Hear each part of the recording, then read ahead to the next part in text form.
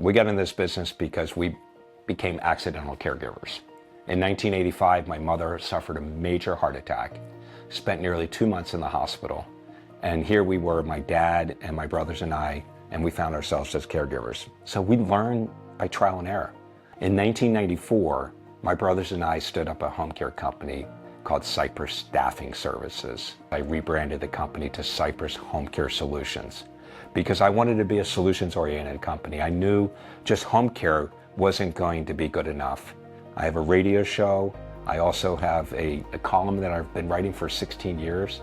Use that platform to really draw people in to realize that Cypress Home Care, if we didn't have the solution, we would find that solution for you. We had to change enterprise software solutions, and one of the biggest challenges we were dealing with was our receivables on our Medicaid business. Intake to invoice is somewhat complex in some ways, but some ways simple in others. At Cypress, it starts with a phone call.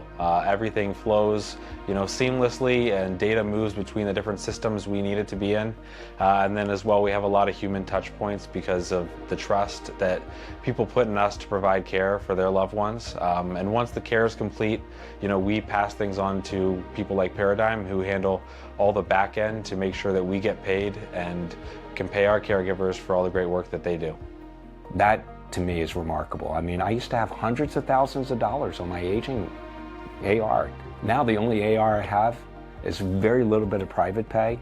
Billing was done by one or multiple people, all by hand, electronically, making sure that everything was entered. Obviously, there's a lot of room for error when it's being done by hand.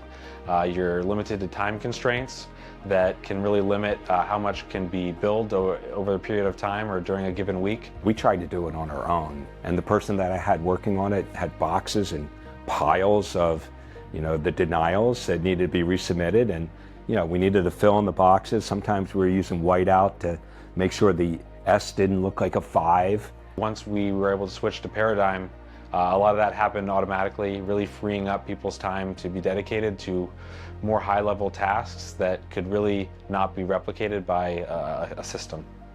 I've been really impressed with Paradigm, and what makes Paradigm really special is the people. They understand the space, and they understand what we're up against, and they understand the uniqueness of the space. Provider coaching has been a great benefit for us. Rules and regulations are always changing, and Paradigm is really on top of that, making sure we're informed and really can comply with anything we need to. And then as well, providing us a lot of great information and ideas as to how we can continue to grow our business. I mean, the measurable improvements that I've seen is cash flow. I mean, if I can't get cash in the door, I can't make my payroll. And if I can't make my payroll, then I gotta borrow money from the bank. That was the stuff that kept me up at night. I can't begin to tell you how nice it is to know when payroll is processed, billing is done, and the next day you wake up and you open up your bank account and you see all that money in your bank account. Paradigm has really simplified billing for us from a VA and Medicaid perspective. Now it's much more about oversight and just checking in. We are saving a lot of time for our people to really dedicate to higher level, more engaging activities where they are working hand in hand with our caregivers and our clients. In 2030, we're gonna have more people 65 and older than we are gonna have 17 and younger. So how do we do this? It's a big challenge, and we're right on the front seat. We are reshaping and reimagining the way we're delivering care, and we have to be able to be fungible. We have to be flexible. We have to be able to evolve, because the way we did things yesterday are very different from today. Over 90% of people 65 and older want to stay at home alone. It's all about making aging at home as safe as possible.